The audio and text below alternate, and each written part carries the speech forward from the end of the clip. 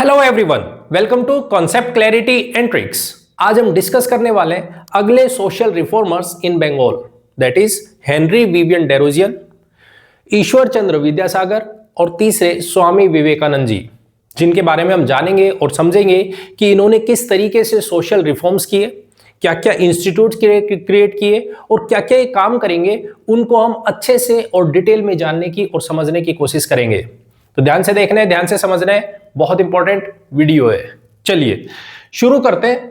Henry Vivian Derozio, Ishwar Chandra Vidyasagar और स्वामी विवेकानंद जी। हम एक पहले छोटी सी टाइमलाइन बनाते हैं और ये समझते हैं कि बंगाल में कब और कैसे सोशल रिफॉर्म एक्टिविटीज हमें देखने को मिलती है। ठीक है, तो देखो, अगर हम बंगाल में बात करते हैं तो क्योंकि ये सारी की सारी जो अभी तक हम डिस्कशन कर रहे हैं, राम मोहन रॉय जी आए, ठीक है, उसके बाद अब ये आएंगे, ये बंगाल वाले रीजन में हमें देखने को मिल रही है एक्टिविटीज। तो पहले ये समझते हैं कि कब और किस फेज में हमें सोशल रिफॉर्म्स देखने को मिलते हैं बंगाल में। तो यहां पे बंगाल में हमें तीन फेज में सोशल रिफॉर्म एक्टिविटी मेजरली देखने को मिलती है। वो कौन कौन से? पहला है 1820s और 30s के बीच का पीरियड, दूसरा पीरियड हमें देखने को मिलता है 1850s का पीरियड, और तीसरा हमें 1890s का जो पीरियड है, इसमें हमें सोशल रिफॉर्म एक्टिविटीज देखने को मिलती हैं, जिनमें सबसे पहले हम बात करते हैं फर्स्ट फेज की। ये हमारा फर्स्ट फेज है। इस फेज में हमें दो लोग बहुत मेजरली देखने को मिलते हैं। कौन कौन? पहले हमें देखने को मिलते हैं राम मोहन रॉय जी, दूसरे हमें देखने को मिलते हैं इन्हीं के कंटेम्पररी हेनरी विवियन डेरोजियन, जो कि राम मोहन रॉय के कंटेम्पररी ही हैं। ठीक है, पॉइंट क्लियर। दूसरा केस जो आता है हमारे पास 1850s का, जो सेकेंड फेज है, इस फेज में हमें देखने को मिलेंगे ईश्वर चंद्र विद्यासागर जी। ध्यान रखना, ये ईश्वर चंद्र विद्यासागर है। हमने पढ़ा है केशव चंद्र सेन, दोनों में कई बार कंफ्यूजन हो जाता है कि केशव चंद्र सेन और ईश्वर चंद्र विद्यासागर एक है या अलग है, बहुत बार कंफ्यूजन होता है। तो ध्यान रखना है, ईश्वर चंद्र विद्यासागर जी 1850s के पीरियड में आ रहे हैं। Point clear. उसके बाद जो तीसरा फेज है, यहां पे हमें देखने को मिलता है स्वामी विवेकानंद जी। ठीक है, पॉइंट क्लियर है। तो ये तीन फेज है जिनमें हमें अलग अलग टाइम में अलग अलग पर्सनैलिटी देखने को मिलती है। ठीक है, अब एक बारी थोड़ा सा हम इनका ओवरव्यू बनाते हैं कि क्या चलेगा, क्या करेंगे, किस तरीके से काम करेंगे। तो यहां पे हम बात करें तो राम मोहन रॉय जी के बारे में हम डिस्कशन कर चुके हैं, जिन्होंने ब्रह्म समाज इसकी अगर हम बात करें तो इस्टेब्लिशमेंट की। अगर हम बात करेंगे हेनरी विवियन डेरोजियन की, तो ये यंग बंगाल मोमेंट की शुरुआत करेंगे। ठीक है, और ये दोनों के दोनों एक दूसरे के कंटेम्पररी होंगे। ब्रह्म समाज और यंग बंगाल मोमेंट एक दूसरे के कंटेम्पररी है। यहां पे हमें हेनरी विवियन डेरोजियन की बात करते हैं तो हमें बहुत ज्यादा इंपैक्ट किसका देखने को मिलता है? राम मोहन रॉय जी का। राम मोहन रॉय जी जो काम कर रहे हैं, सती प्रथा पे काम कर रहे हैं। उसी तरीके से हम बात करते हैं तो ये मूर्ति पूजा के बारे में बात करेंगे, उनका अपोजिशन करेंगे। मेन चीज यहाँ पे फ्रांस की, जो यहाँ पे हमें देखने को मिलता है, फ्रांस में रिवॉल्यूशन देखने को मिलता है। एक तो वो इंपैक्ट करता है इनको, तो उनसे ये अपने पॉइंट्स निकालेंगे और वहां से डिस्कशन करना शुरू करेंगे, सोसाइटी में बात करना शुरू करेंगे। दूसरी चीज, इनको सोसाइटी में बहुत सारे चेंजेस देखने को मिलते हैं, जैसे यहाँ पे गर्ल चाइल्ड एजुकेशन को लेके, जैसे हमें यहाँ पे देखने को मिलता है कि राम मोहन रॉय सती सिस्टम को लेके बात कर रहे हैं, कास्ट सिस्टम को लेके बात कर रहे हैं। उसी तरीके से एडमिनिस्ट्रेशन में भी बहुत सारी प्रॉब्लम है जो कि गवर्नमेंट करने लग रही है, उसके अगेंस्ट भी यहाँ पे वॉइस रेज करेंगे, बातें उठाएंगे, मुद्दे उठाएंगे, लोगों को एकजुट करेंगे। ठीक है, बात करेंगे अभी इनके बारे में। दूसरे केस में हम ईश्वर चंद्र विद्यासागर जी की बात करें तो इनके लिए जो सबसे बड़ा मुद्दा है वो है पहला विडो रीमैरिज का, पॉइंट क्लियर है। और दूसरा जो मुद्दा ये लेके चलेंगे चाइल्ड एजुकेशन को लेकर, मतलब विमेन एम्पावरमेंट की बात करेंगे, विमेन एम्पावरमेंट। ठीक है, क्या होगा, कैसे करेंगे, वो सारी चीजें हम देखेंगे। पहले थोड़ा सा समझिए कि कौन क्या काम करेगा, किस डायरेक्शन में काम करेंगे, ताकि हम उन्हें एक एक चीज को समझते हुए और फिर आगे बढ़ेंगे। ठीक है, उसी तरीके से हम बात करते हैं स्वामी विवेकानंद जी, ये बहुत इंपॉर्टेंट एक ऑर्गेनाइजेशन स्टेब्लिश करते हैं जिसको हम बोलते हैं रामकृष्णा मिशन, रामकृष्णा मिशन। और इसी के बेसिस पे हमें बात करने को मिलेगी या देखने को मिलेगी, सबसे इंपॉर्टेंट विमेन एम्पावरमेंट पे तो बात करेंगी कि विमेन एम्पावरमेंट कीजिए, चाइल्ड एजुकेशन पे बात करते हैं, लड़कियों के राइट्स की बात करेंगे, साथ में ये बात करेंगे डिवाइनिटी की, स्पिरिचुअलिटी की, कि हमें किस तरीके से अपने आप को बनाना चाहिए, हम किस तरह से गॉड तक पहुंच सकते हैं, सैल्वेशन को अचीव कर सकते हैं, उसके बारे में ये डिस्कशन करेंगे। ये बहुत इंपॉर्टेंट होगा कि डिवाइनिटी इंसान के अंदर ही है। ठीक है, कैसे करेंगे, एक एक चीज को हम डिस्कस करेंगे। Point clear? पॉइंट क्लियर है? तो ये तीनों के तीनों हम डिस्कस करने वाले हैं, इनके बारे में समझेंगे कि किस तरीके से काम करेंगे और कैसे करेंगे। सबसे पहले हम डिस्कशन करते हैं हेनरी विवियन डेरोजियन के बारे में। Point clear? एकदम समझ आया कि ये जो काम करेंगे यंग बंगाल मूवमेंट को लेकर करेंगे, यहां पे काम होगा वो रामकृष्णा मिशन बनेगा, वो सारी चीजें उस पर बेस्ड काम करेंगे। ठीक है, पॉइंट क्लियर? तो चलो शुरू करते हैं। सबसे पहले हमारे पास आते हैं हेनरी विवियन डेरोजियन, HVD, हम शॉर्ट फॉर्म यूज करेंगे। ठीक है, तो देखो सबसे पहले है HVD।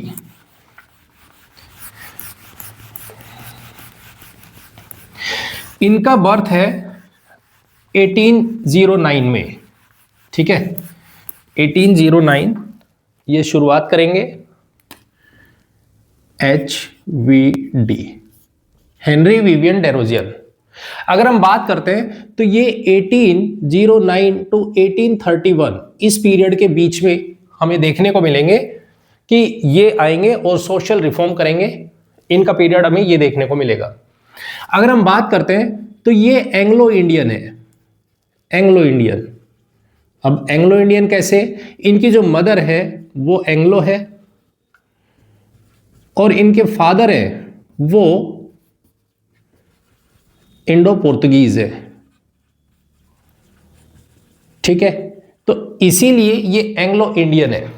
ठीक है, अब क्योंकि इनकी एजुकेशन बाहर हो रही है तो इनके पास में बहुत सारे राइट्स है कि ये क्वेश्चन रेज, ये पहले से देख चुके हैं कि किस तरीके से इंडिया की सोसाइटी में काम हो रहा है, किस तरीके का काम हो रहा है। पीरियड इनका बहुत छोटा है लेकिन काम बहुत बड़े करेंगे।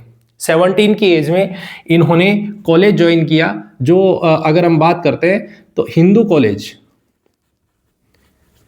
ये ज्वाइन करते हैं, यहां पे ये पढ़ाना शुरू करते हैं।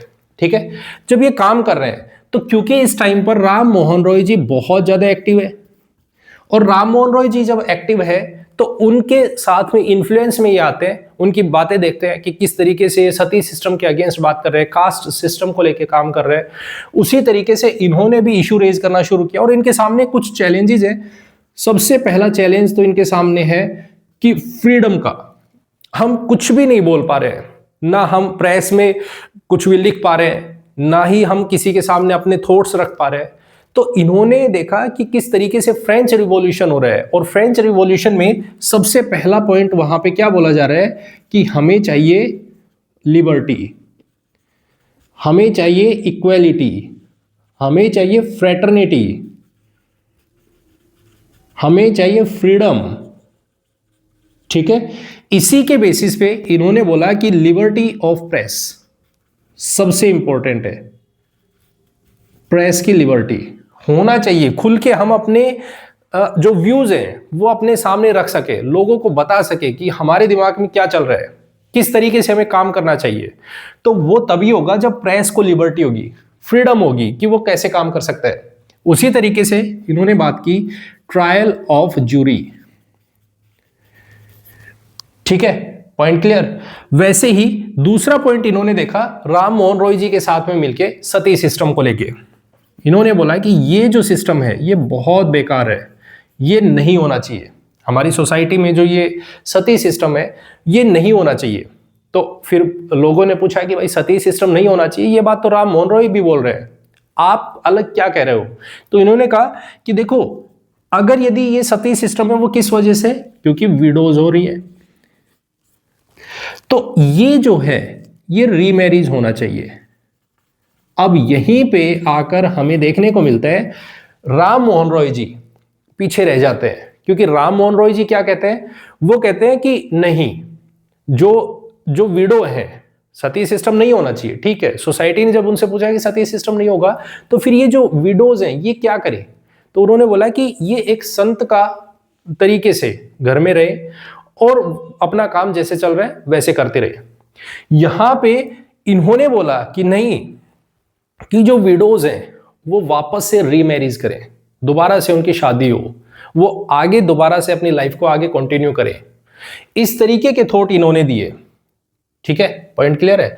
उसी तरीके से ये कह रहे हैं कि सोसाइटी में बहुत सारी प्रॉब्लम है, और वो प्रॉब्लम क्या है, एजुकेशन ना होना, क्योंकि ये बाहर से पढ़ के आ रहे हैं, इंग्लिश एजुकेशन ले रखी है।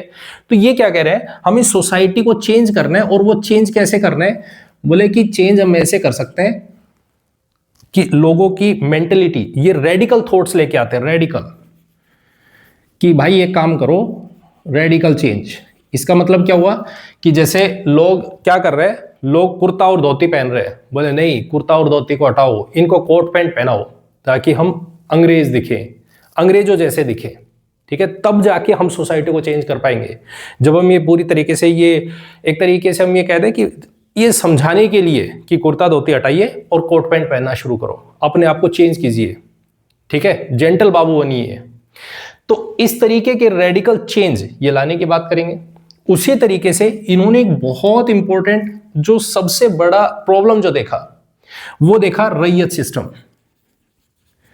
और रैयत सिस्टम में क्या, इन्होंने देखा कि रैयत सिस्टम में जो जमींदार हैं वो ऑपरेसिव नेचर के हैं, मतलब वो सप्रेस करे जा रहे हैं फार्मर्स को, पीजेंट्स को। तो उन्होंने देखा कि ये जो रैयत सिस्टम है ये बेकार है, इसको खत्म कीजिए, ये नहीं होना चाहिए, जिसकी वजह से हमारी सोसाइटी में बहुत गलत इंपैक्ट जा रहे हैं। सोसाइटी में जो जमींदार है वो तो बढ़ते जा रहे हैं, लेकिन फार्मर्स है वो धीरे धीरे डिक्लाइन में जा रहे हैं। उनका अगर हम बात करें तो डेवलपमेंट ही नहीं हो रहा है, ग्रोथ ही नहीं कर पा रहे हैं। पीजेंट्स है वो दबते जा रहे हैं। तो ये सिस्टम नहीं होना चाहिए। उसी तरीके से इन्होंने देखा कि हमारी सोसाइटी में जो डिस्क्रिमिनेशन हो रहा है, किसके साथ में, इंडियंस के साथ, वो बहुत गलत हो रहा है। बोलो वो कैसे, क्योंकि इंडियंस को जितनी भी सर्विसेज हैं उनमें कहीं भी हायर सर्विस नहीं अपॉइंट हो रही है, हायर पोस्ट दी नहीं जा रही है उनको बोला जाता है ये तो इंडियंस है, इन्हें नॉलेज ही नहीं है, इन्हें पता ही नहीं है कुछ भी। आप इंडियंस को हायर पोस्ट पे, हायर ग्रेड्स पे आप सर्विस दीजिए, आप उनसे काम करवाइए। तो इस तरीके के थॉट हमें देखने को मिलते हैं। ये रेडिकल थॉट्स की वजह से ही इनको कॉलेज से 1831 में निकाल दिया जाता है कि भाई आपके जो थॉट्स हैं वो एग्रेसिव नेचर के, आप बाहर निकलिए। अब जैसे ये बाहर निकले उसके बाद इनको 1831 में इनको डायरिया हो जाता है, और डायरिया होने की वजह से इनकी डेथ हो जाती है। बहुत जल्दी में ये इनकी डेथ हो जाती है, छोटी एज में थे, लेकिन ये बहुत ज़्यादा चेंज करने की कोशिश करेंगे। अब सबसे बड़ी बात ये है कि क्या इनका इम्पैक्ट हुआ कुछ ज़्यादा। देखो, इम्पैक्ट अगर हम बात करते हैं तो होता है, लेकिन सपोर्ट नहीं मिल पाता है इनको बहुत ज़्यादा। क्यों? क्योंकि एक तो ये बहुत फास्ट किसी भी चीज़ को करने की कोशिश करते हैं कि तुरंत आप सोसाइटी को चेंज कर दो, एकदम से आप सोसाइटी को चेंज करने की कोशिश कर रहे हो।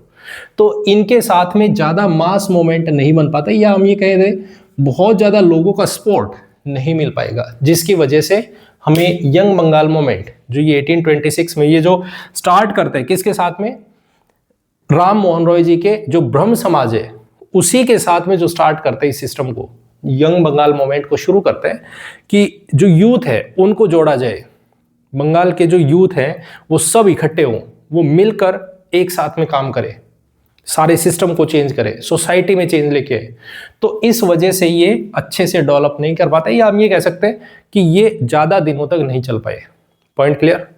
पॉइंट क्लियर है, एकदम क्लियर। तो ये हेनरी विवियन डेरोजियन है। अब बात करते हैं सेकंड, दैट इज ईश्वर चंद्र विद्यासागर। एक पॉइंट और याद रखिएगा, लोग बहुत जुड़े भी इनके साथ में, और इनके जो फॉलोअर्स हैं, उन्होंने 1838 में एक सोसाइटी स्टेब्लिश की, that is society of acquisition of general knowledge. ठीक है, वो इनके फॉलोअर नहीं, किनके, हेनरी विवियन डेरोजियन के फॉलोअर्स थे, उन्होंने स्टेब्लिश की। ठीक है, पॉइंट क्लियर। अब बात करते हैं, नेक्स्ट हमारे पास आता है ईश्वर चंद्र विद्यासागर। ठीक है, अब इनको समझते हैं। देखिए, ये जो नाम में विद्यासागर है, ये एक्चुअल में एक टाइटल है।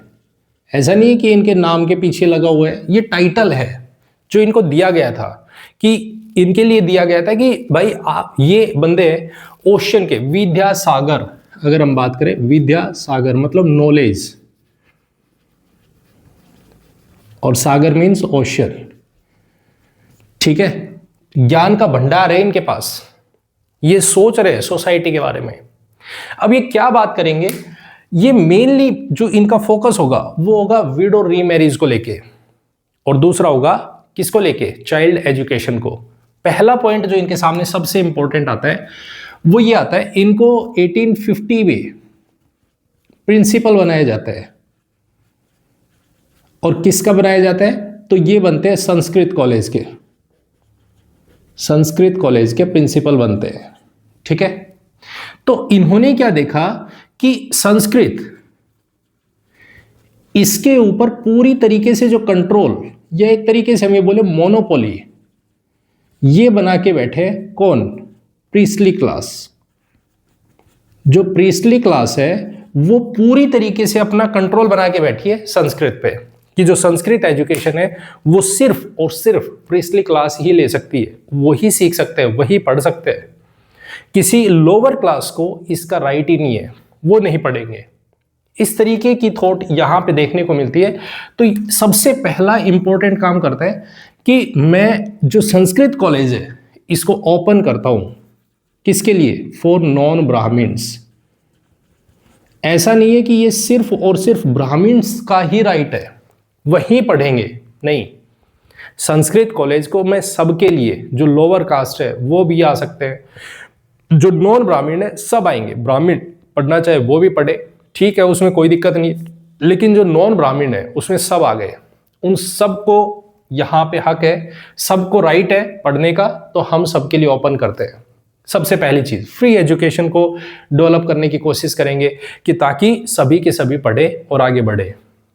ठीक है, वहीं दूसरी तरफ हम बात करते हैं, तो इन्होंने विडो रीमैरिज को लेके काम करना शुरू किया। विडो रीमैरिज, उन्होंने कहा कि जो सती सिस्टम है वो बेकार है, बिल्कुल ठीक है, लेकिन सती सिस्टम के साथ दोबारा से शादी करने का भी राइट है किसी भी विमेन को। जो विडो है उसको राइट है कि वो दोबारा से शादी कर सकती है। ठीक है, तो इसके लिए एग्जाम्पल सेट करते हैं, और इन्होंने अपने बेटे की शादी एक विडो से करवाई, जिसको दिखाया गया कि देखो हम चेंज चाहते हैं, आप जैसा सोच रहे हो, जैसे केशव चंद्र सेन ने बोला कि चाइल्ड मैरिज नहीं होनी चाहिए, लेकिन उसके बावजूद भी उन्होंने अपनी बेटी की शादी छोटी एज में कर दी थी। तो लोग उनके अगेंस्ट हो गए कि भाई आप जो बोल रहे हो वो अलग बोल रहे हो, और जो कर रहे हो वो अलग चीज कर रहे हो। कहने में और करने में दोनों में बहुत ज्यादा फर्क है। यहां पे ये एक एग्जांपल सेट करते हैं कि देखो मैं बात कर रहा हूं किसको लेके, विडो रीमैरिज को लेके, अब मैं इस पे काम भी कर रहा हूं। तो यहां पर इन्होंने अपने ही बेटे की शादी विडो से करवाई, ताकि लोगों में एग्जांपल सेट हो कि ऐसा नहीं है कि जो बोला गया है उसके अगेंस्ट काम हो रहे हैं, तो ये उसको लेकर काम करना शुरू करेंगे। ठीक है, इन्होंने लॉर्ड डलहौजी के सामने प्रपोजल रखा कि आपको विडो रीमैरिज को लेके कोई एक्ट लाना चाहिए, उसको रिगार्ड करते हुए काम करना चाहिए। तो इन्होंने लॉर्ड डलहौजी ड्राफ्ट तैयार करते हैं इसी के बेसिस पे कि हमें विडो रीमैरिज को लेके काम करना चाहिए, इसके ऊपर एक्शन लेना चाहिए। इन्होंने ड्राफ्ट तैयार किया, और लॉर्ड कैनिंग होंगे जो कहेंगे कि ठीक है हम एक्ट लेके आते हैं। लॉर्ड कैनिंग इस पर एक्ट लेके आते हैं विडो रीमैरिज पर। पॉइंट क्लियर, पॉइंट क्लियर है। तो ये पॉइंट आपको ध्यान रखना है। फिर ये करना शुरू करेंगे कि जो चाइल्ड है उसकी एजुकेशन को लेके, और वो गर्ल चाइल्ड, क्योंकि बॉयज को तो एजुकेशन दे रहे थे, वहां वो तो पढ़ ही रहे हैं। इन्होंने क्या कहा कि गर्ल चाइल्ड को भी एजुकेशन देने का हक है, वो भी एजुकेशन ले सकती है। उसके लिए उन्होंने फ्री एजुकेशन स्टार्ट की। इसके लिए वो खुद से इंस्टीट्यूट से एस्टेब्लिश करना शुरू करते हैं। तो एक मिशनरी है जिनका नाम है J.D. बैथुन। इन्होंने J.D. बैथुन ने ईश्वर चंद्र विद्यासागर के साथ में मिलकर एक स्कूल एस्टेब्लिश किया जिसका नाम है बैथुन इंस्टीट्यूट। बैथुन इंस्टीट्यूट या स्कूल, जिसको हम बोल सकते हैं, स्कूल भी बोल सकते हैं, स्कूल, ठीक है। इसको एस्टेब्लिश किया। ये था गर्ल चाइल्ड एजुकेशन को लेके, गर्ल्स एजुकेशन के लिए इसको खोला गया, ठीक है। इसमें जो ईश्वर चंद्र विद्यासागर है, ये एक सेक्रेटरी के रूप में रोल प्ले करते हैं। यहाँ पे ये इस स्कूल को एस्टेब्लिश करवाते हैं, इसको आगे रन करवाते हैं। इसमें बहुत सारी डिफिकल्टीज हुई। कैसे? जैसे जवान बच्चे हैं, लड़के, ठीक है, जब लड़कियों के लिए एक स्कूल खोला गया है, लड़कियां उसमें स्कूल में पढ़ने के लिए जा रही हैं, तो लड़के आ रहे हैं, क्योंकि सोसाइटी इस चीज़ को एक्सेप्ट थोड़ी करेगी। एकदम से आप चेंज करने की कोशिश कर रहे हो, जहाँ पे लड़कियों को पढ़ने का राइट नहीं है, जहाँ पे लड़कियों को किसी भी तरीके का ना प्रॉपर्टी राइट है, और आप उसमें चेंज करने की कोशिश करोगे तो अपोजिशन तो देखने को मिलेगा, रेजिस्टेंस मिलेगा। वही सेम चीज़ हमें यहाँ पे देखने को मिलता है कि कुछ जवान बच्चे हैं, लड़के हैं, वो स्कूल के बाहर आ रहे हैं, वो गालियाँ देना शुरू कर रहे हैं, वो यहाँ पे शोर शराबा कर रहे हैं। तो एक तो डिफिकल्टी ये है। दूसरा, पेरेंट्स आ रहे हैं कि घर वाले आके खड़े हो रहे हैं, बाहर बॉयकॉट कर रहे हैं, स्कूल का बॉयकॉट कर रहे हैं, ये बोल के कि अगर लड़कियों को एजुकेशन दी गई, अगर लड़कियां पढ़ी लिखी हो गई, तो वो अपने हस्बैंड को स्लेव बना के रखेंगी, गुलाम बना लेंगी। जो हमारी सोसाइटी को चेंज करना है, हमें पढ़ने नहीं देनी है लड़कियों को। तो इस तरीके की डिफिकल्टीज हमें देखने को मिलती है इनके सामने कि जब ये स्कूल चलाते हैं लड़कियों के लिए, तो वो बहुत ज्यादा प्रॉब्लम होती है इनको। उसी तरीके से हम बात करें तो इन्होंने एक बुक लिखी जिसका नाम है सोम प्रकाश। सोम प्रकाश ये किस पे है? गर्ल्स के डेवलपमेंट के लिए, विमेन एम्पावरमेंट को लेके इन्होंने एक बुक लिखी। उसी तरीके से अगर हम बात करें तो एक और बुक इन्होंने लिखी बहु विवाह करके, बहु विवाह, जो किस पे है? गर्ल चाइल्ड एजुकेशन को लेके, विडो रीमैरिज को लेके, उस पर यह बुक लिखी गई इनके द्वारा। और इस तरीके से ये सोसाइटी में चेंज लाने की कोशिश करेंगे, काम करेंगे, जो कि 1850s का पीरियड होगा, उस टाइम पर हमें देखने को मिलता है। Point clear? पॉइंट क्लियर है? तो ये सेकेंड जनरेशन के रिफॉर्मर है, सेकेंड जनरेशन रिफॉर्मर, ठीक है। Point clear? तो आपको ये ध्यान रखना है, ईश्वर चंद्र विद्यासागर जी। क्लियर एकदम? ठीक है। अब चलते हैं हमारे next reformer, that is Swami Vivekananda ji. इनका बहुत ज्यादा इंपैक्ट होगा, बहुत ज्यादा। अब इनको समझते हैं और जानते हैं, ठीक है। आई होप आपको एक एक चीज समझ आ रही है। देखिए, स्वामी विवेकानंद जी के बारे में समझते हैं और जानते हैं। ये बंगाल के जो भी सोशल रिफॉर्मर हम डिस्कशन कर रहे हैं, वो सारे के सारे सोशल रिफॉर्मर हमें बंगाल वाले रीजन में देखने को मिलते हैं। अभी हम ना वेस्ट में आए हैं और ना हम साउथ के सोशल रिफॉर्मर देख रहे हैं, ठीक है। स्वामी विवेकानंद जी के बारे में डिस्कशन करते हैं। स्वामी विवेकानंद, देखो, अगर यदि हम इनका पीरियड देखें तो 1863 से 1902 इस पीरियड के बीच में हमें देखने को मिलेगा, ठीक है। इनका बर्थ होता है, वो है 12 जनवरी 1863, ठीक है। कहाँ होता है? तो कोलकाता में होता है। अगर हम बात करें इनके फादर की, तो इनके फादर है विश्वनाथ दत्त। अगर हम इनकी मदर की बात करते हैं तो इनकी मदर है भुवनेश्वरी देवी, भुवनेश्वरी देवी, ठीक है। इनके भाई हैं, ब्रदर, जिनका नाम है भूपेंद्र नाथ दत्त, भूपेंद्र नाथ दत्त। ठीक है। अगर हम इनके बचपन का नाम देखें, निक नेम या चाइल्डहुड नेम, तो वो हमें देखने को मिलता है, दैट इज नरेंद्र नाथ, नरेंद्र नाथ दत्त। ठीक है। अब ध्यान से समझना और सुनना। इन्होंने एक ऑर्गेनाइजेशन इस्टेब्लिश किया जिसका नाम है रामकृष्णा मिशन, रामकृष्णा मिशन, इसकी इस्टेब्लिशमेंट की। ये क्या है, रामकृष्णा मिशन ही क्यों रखा? इन्होंने जो मिशन इस्टेब्लिश किया उसका नाम रामकृष्णा ही क्यों रखा? तो उसके पीछे रीजन है कि इनके जो गुरु हुए उनका नाम एक्चुअल में रामकृष्ण परमहंस है, रामकृष्ण परमहंस। ठीक है। अब ये कौन है, रामकृष्ण परमहंस जी कौन है? हम पहले इनको जानते हैं और इनको समझते हैं, उसके बाद हम देखेंगे स्वामी विवेकानंद जी के बारे में और फिर इनको जानने की और समझने की कोशिश करेंगे।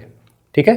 तो रामकृष्ण परमहंस जी है, ये एक्चुअल में एक प्रीस्ट है, पुअर प्रीस्ट। ठीक है। जो कहां पे बैठते हैं, काली घाट टेम्पल है, कहां पे, दक्षिणेश्वर,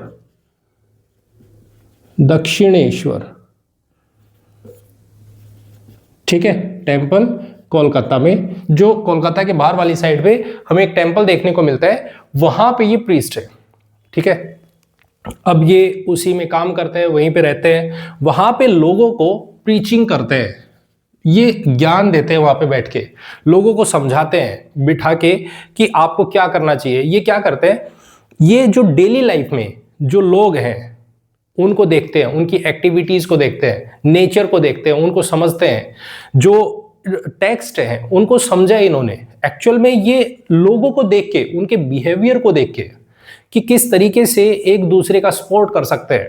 हम मूर्ति पूजा करने के लिए जा रहे हैं, बाहर देख रहे हैं लोगों को मूर्ति पूजा कर रहे हैं, इतना डोनेशन कर रहे हैं, इतना सब कुछ कर रहे हैं, लेकिन बाहर एक भिखारी बैठा है, उसकी हेल्प नहीं कर रहे, आप उसको खाने को नहीं दे रहे हो, और आप एक मूर्ति में आप भगवान को ढूंढने की कोशिश कर रहे हो, जबकि आपकी आंखों के सामने एक बंदा है जो तड़प रहे, जो मर रहे, आप उसको ऐसे ही मरदा छोड़ देते हो। तो वो यहां से लोगों को प्रीचिंग करना शुरू करते हैं, समझाना शुरू करते हैं, सिखाना शुरू करते हैं कि आपको क्या करना चाहिए, किस तरीके से करना चाहिए। ठीक है। तो वो बोलते हैं यत्र, एक तरीके से यत्र जीव तत्र शिव। ठीक है। वो एक बात बोलते हैं कि आप भगवान को ढूंढने की कोशिश कर रहे हो मूर्ति में, पत्थर में, जबकि भगवान आपके अंदर ही है। वो एक तरीके से यूनिवर्सलिस्ट है, यूनिवर्सलिस्ट। अब इसका मतलब क्या है, तो यूनिवर्सलिस्ट का मतलब है कि इन्होंने देखा कि किस तरीके से हिंदू सोसाइटी, उसमें बहुत सारे, अगर हम बात करें पॉलीजम की बात करते हैं, तो उसमें शिव है, हरि है, राम है, कृष्णा है, ठीक है, एंड सो ऑन, बहुत सारे नाम है, भगवान के नाम है। उसी तरीके से मुस्लिम में बात करते हैं तो वहां पे अल्लाह है। अगर क्रिश्चियनिटी की बात करते हैं तो उसमें क्रिस्ट है। तो उन्होंने कहा देखो, हमने ये जो गॉड है, भगवान है, वो एक ही है, लेकिन उसके नाम अलग अलग है। हमें एक ही भगवान को मानना है, एक ही भगवान है, लेकिन हर सोसाइटी अपना अपना नाम अलग तरीके से इंडिकेट करती है। तो वो यूनिवर्सलिस्ट है, सबके बारे में बोल रहे हैं। ऐसा नहीं है कि वो एक पर्टिकुलर सिंगल हिंदू रिलीजन को लेके बात कर रहे हैं, वो सबको जान रहे हैं, सबको समझ रहे हैं, लोगों को देख रहे हैं। ठीक है। तो इसी के बेसिस पे वो कहते हैं तत्र जीव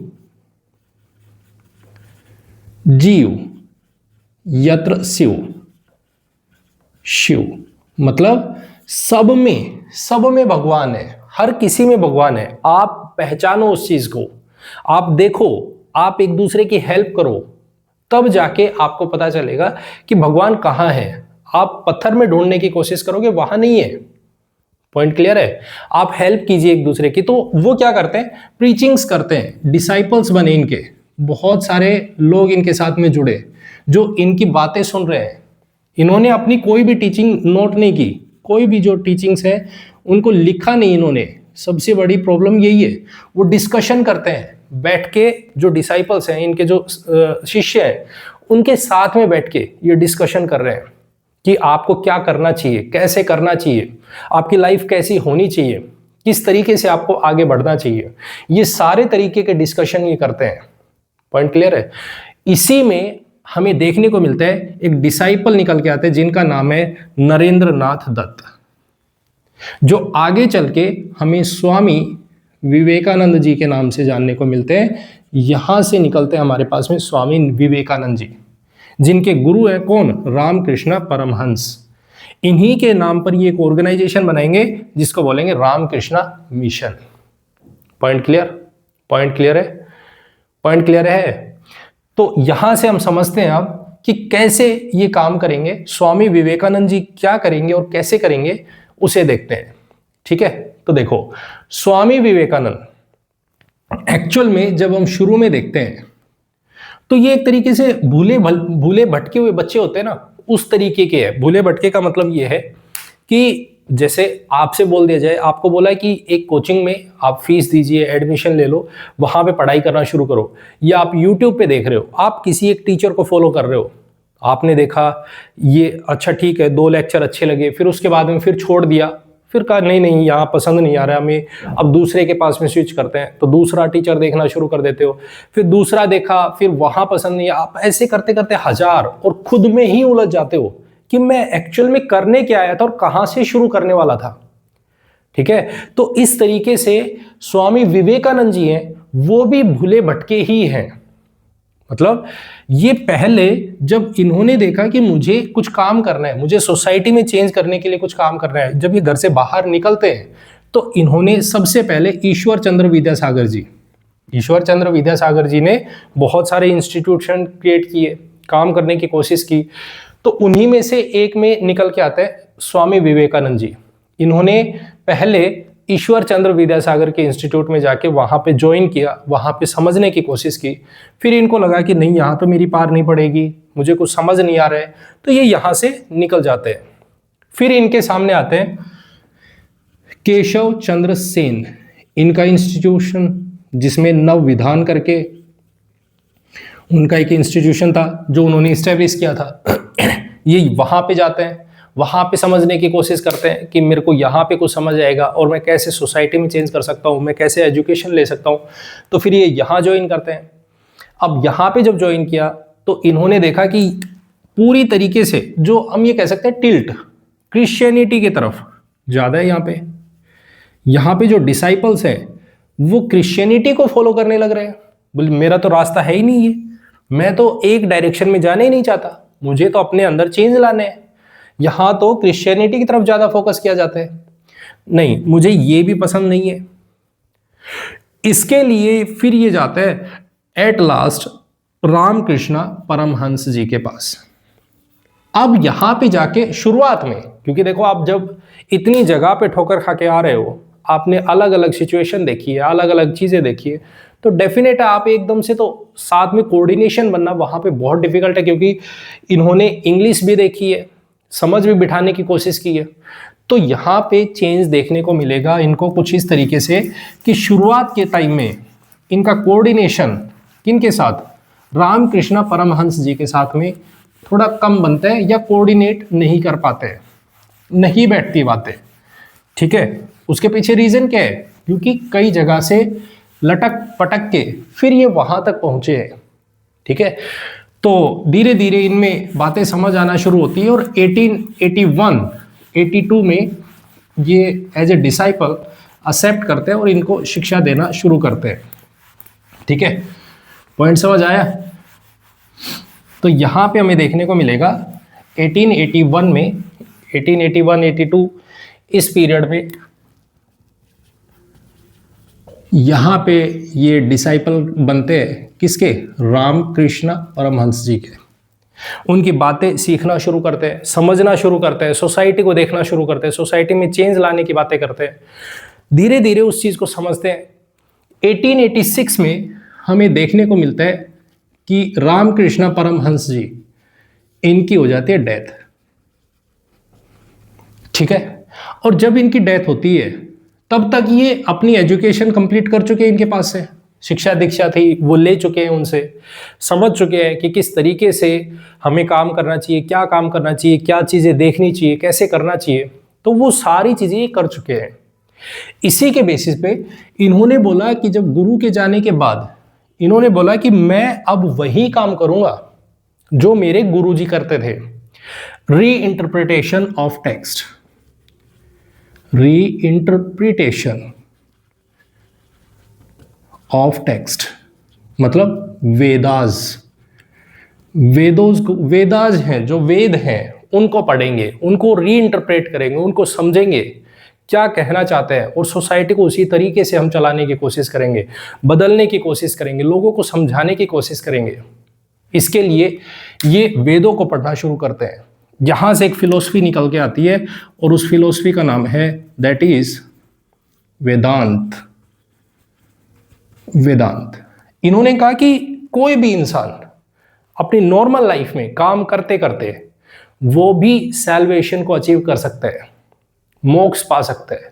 जहां हम दर दर ठोकरें खा रहे हैं कि हम मोक्ष की प्राप्ति के लिए उस भगवान के दर पे जा रहे हैं, उस जगह पे जा रहे हैं, ऐसा कोई नहीं है। हम अपना काम करते करते भी सैल्वेशन अचीव कर सकते हैं। इसके साथ हम आइडल वर्शिप भी कर सकते हैं। इसमें कोई बुराई नहीं है कि आप आइडल वर्शिप ना करो, करना चाहो करिए, उसमें मनाही नहीं है, लेकिन अपने कर्म पर फोकस कीजिए, काम करने के तरीके पर फोकस करो।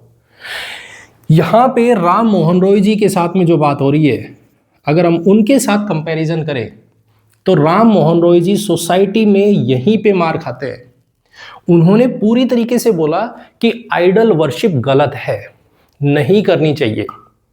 ये कह रहे हैं कि नहीं, आप वेदांत फिलोसफी को फॉलो कीजिए, आइडल वर्शिप करना है करो, कोई बुराई नहीं है इसमें, आप कर सकते हो। इसमें कोई गलत बात थोड़ी है कि कोई मूर्ति पूजा करना चाहता है, ये उसकी आस्था है, करो, लेकिन मेन फोकस क्या है? कर्म, कर्मा पे फोकस कीजिए। कर्मा मतलब आप अगर यदि मोक्ष अचीव करना चाहते हो, साल्वेशन अचीव करना चाहते हो, तो आप ये देखो कि कोई बंदा जो एक तरीके से प्रॉब्लम में है, मुसीबत में खड़ा है, उसके सामने बहुत सारी प्रॉब्लम है, तो आप उसकी हेल्प कीजिए। सर्विस टू मैन, जो उनके गुरुजी ने बोला, service to man achieving to God, या सर्विस टू गॉड, एक तरीके से ये आप अगर यदि किसी भी इंसान की, किसी भी जीव की, हर किसी में जीव है, हर किसी में जीवात्मा है, आप किसी की भी हेल्प कर रहे हो तो आप डायरेक्टली भगवान को अचीव कर पा रहे हो। तो इस तरीके के थॉट यहाँ पे ये लोगों में बांटना शुरू करते हैं, लोगों को कनेक्ट करना शुरू करते हैं। इसी के बेसिस पे इन्होंने जगह जगह, प्लेस टू प्लेस घूमना शुरू किया इंडिया में। कब? 1888 टू 93, 5 साल ये घूमते रहते हैं, जा जाके लोगों को समझा रहे हैं, लोगों को बता रहे हैं, लोगों के साथ में बैठ रहे हैं, उठ रहे हैं, उनके साथ में बातें कर रहे हैं, उनको समझाने लग रहे हैं कि आपको क्या करना चाहिए, किस तरीके से काम करना चाहिए, आपको मिल के रहना चाहिए, एक दूसरे की हेल्प करनी चाहिए। इसी के बेसिस पे इनको पता चलता है 93 में कि एक यूएसए में रिलीजन को लेके एक मीटिंग हो रही है, कॉन्फ्रेंस है। कहां पे? शिकागो में। ठीक है, कहां पे है? शिकागो में, जिसको हम बोलते हैं कि पार्लियामेंट्री जो मीटिंग है, जो कॉन्फ्रेंस है, conference of parliament on religion in Chicago, वहां पे मीटिंग है। उसमें सबको इनवाइट किया गया है, आप भी चलो। एक इनको लगा कि अब हमारे सामने बहुत बड़ा ऑप्शन है या अपॉर्चुनिटी है जहां पे हम अपनी बातें रख सकते हैं। ठीक है, पॉइंट क्लियर है? तो ये यहां से उठते हैं और इनको लगा कि मुझे जाना चाहिए, क्योंकि इस टाइम पर जितने भी जैसे थियोसॉफिकल सोसाइटी है, जैसे इन्होंने अपने आप को इस्टेब्लिश किया, तो ये सब सोच रहे कि हमें भी जाना चाहिए। सबको इनवाइट किया गया है तो डेफिनेट है हमें भी जाना चाहिए।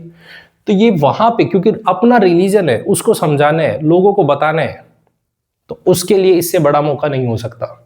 तो यहां से ये बाहर निकलने की सोचते हैं कि हमें इंडिया से बाहर भी इंडियन रिलीजन के बारे में, हिंदू रिलीजन है उसको समझाना चाहिए, लोगों को बताना चाहिए कि किस तरीके से हम काम करते हैं, क्योंकि इस टाइम पे ब्रिटिशर्स हैं जो बहुत सारी, एक तरीके से हम ये कहते हैं, मिसगाइड करने लग रहे हैं। इसी टाइम पे ये वही पीरियड है जब मैक्स मूलर करके एक राइटर है, वो इंडिया के बारे में उल्टा सीधा लिख रहे हैं, अलग अलग चीजें लिख रहे हैं, बहुत सारी कहानियां लिख रहे हैं। उनको बुक लिखने के लिए बोला गया कि आप एक बुक लिखिए। तो अलेक्जेंडर के बारे में जब वो बुक लिख रहे हैं तो वो एक उस किताब में आधी से ज्यादा बुक तो केवल और केवल उन्हीं के बारे में मेंशन कर रहे हैं। तो इस तरीके की हिस्ट्री इंडिया की दिखाई जा रही है कि अगर ब्रिटिशर्स नहीं होते तो इंडिया का कुछ नहीं हो सकता था। तो इस तरह से कि हमें इंडिया को जाके रिप्रेजेंट करना चाहिए, इंडिया को एक्सप्रेस करना चाहिए। तो यहां से ये चलने की शुरुआत करते हैं। और क्योंकि इनके पास अब पैसे की बात आती है तो पैसे हैं नहीं, अब वो कहां से आएंगे, तो इनको जाने के लिए हेल्प करते हैं राजस्थान से कुंवर सिंह है, दैट इज कुंवर अजीत सिंह। ये इनकी हेल्प करते हैं कि आप जाइए, हम आपके साथ हैं, हम आपको सपोर्ट करेंगे, आपकी हेल्प करेंगे, आप जाइए शिकागो में, आप रिप्रेजेंट कीजिए। तो ये यात्रा करते हैं, ट्रैवलिंग करते हैं एक तरीके से, चाइना होते हुए, कनाडा होते हुए, और फिर ये यूएस पहुंचते हैं, शिकागो में पहुंचते हैं। वहाँ पे रिप्रेजेंट करते हैं इंडिया को 1893 में। और वहाँ पे जो स्पीच इन्होंने दी, वो स्पीच इतनी मतलब जबरदस्त थी, फाड़ू जिसको हम बोल सकते हैं, कि जिससे बैठे थे जो भी लोग, सबके अंदर एक अलग तरीके का थॉट हमें देखने को मिलते हैं।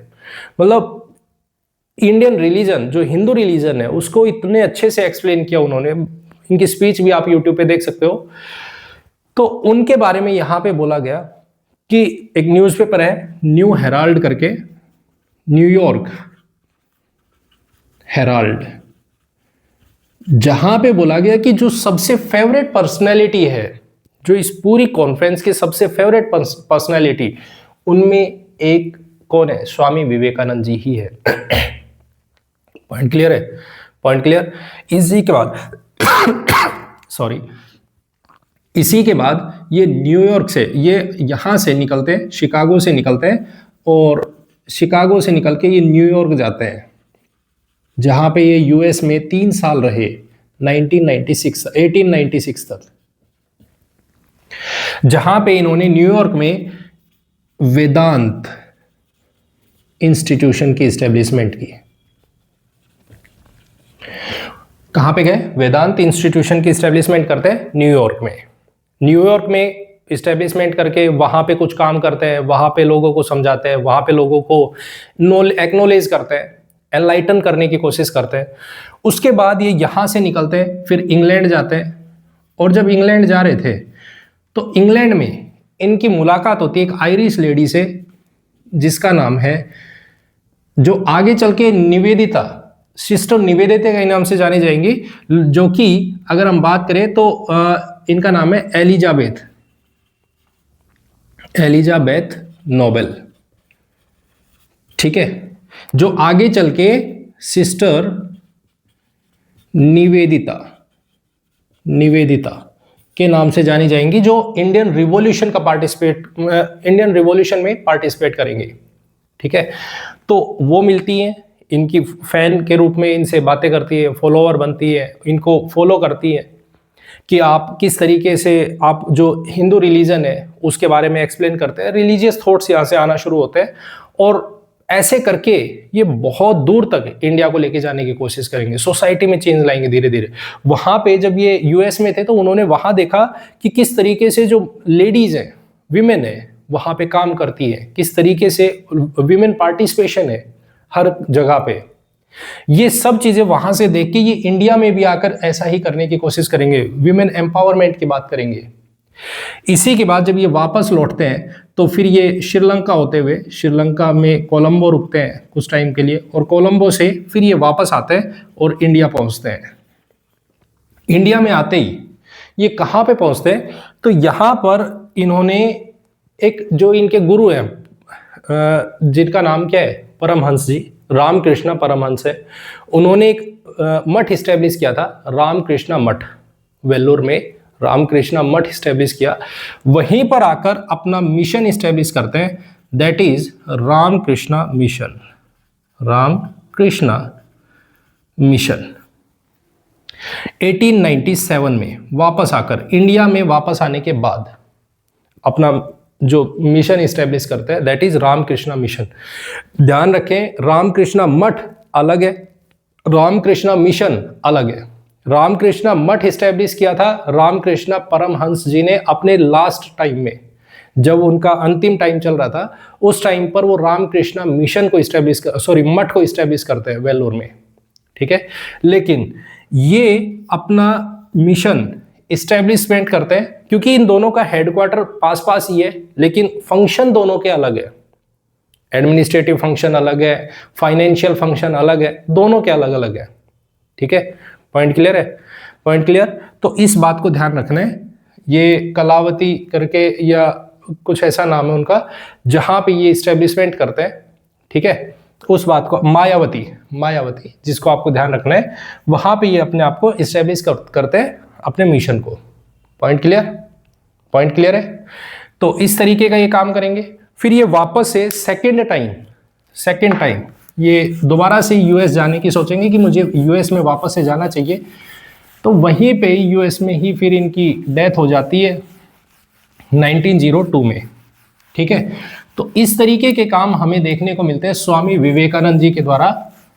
कहाँ पे? इंडियन सोसाइटी में। अब क्या क्या ये चेंज करने की इनका इम्पैक्ट क्या रहा, उस चीज को जानते हैं, ठीक है।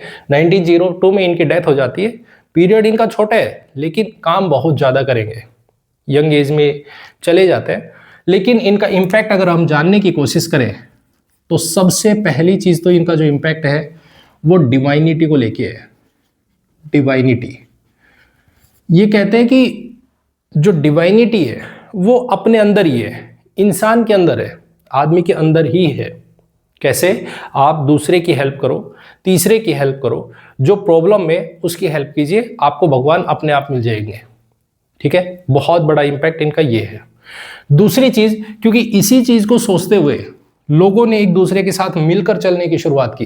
कास्ट डिस्क्रिमिनेशन में यहां से हमें चेंज देखने को मिलता है कि सामने कोई एक लोअर कास्ट का है, अगर उसको प्रॉब्लम हो रही है तो आप उसकी हेल्प करो। ये नहीं है कि वो छोटी जात का है तो फिर उसके साथ में हमें इल ट्रीट करने हैं। आप उसकी हेल्प कीजिए, उससे पूछो, उससे बात कीजिए, देखो उसके साथ में क्या प्रॉब्लम चल रही है, किस तरीके से उसको उठाया जा सकता है, ठीक है। तो लोगों ने यहां से एक साथ मिलकर फ्रेटर्निटी, भाईचारे की बातें यहां से लोगों में डेवलप होना शुरू होती है, बात करना शुरू करेंगे। Point clear. दूसरी चीज, वो यहां से जो काम करना शुरू करेंगे वो करेंगे विमेन एम्पावरमेंट को लेके।